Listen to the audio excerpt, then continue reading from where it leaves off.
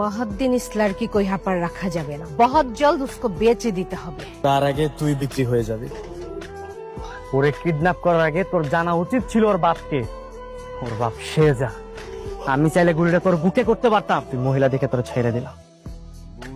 Yesterday কি আপনাদের হসপিটালে গুলিবিদ্ধ এমন কেউ অ্যাডমিট হয়েছিল, রাইট? ও শেহজাদ চৌধুরী, হ্যাঁ হ্যাঁ হ্যাঁ, এক্স্যাক্টলি। হ্যাঁ উনি তো বেঁচে আছেন, অপারেশন সাকসেসফুল। Thank you. তোমাকে বিশেষ যে কারণে আমি ডেকেছি, শেহজাদ স্মৃতি হারানোর পর যা যা কিছু হয়েছে, তুমি কিন্তু কোনো কিছু বলবে না শেহজাদকে। ঠিক আছে ম্যাডাম, আপনি যেভাবে বলবেন।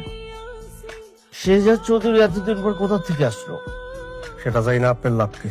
আমাদের হঠাৎ এভাবে কেন ডাকলো?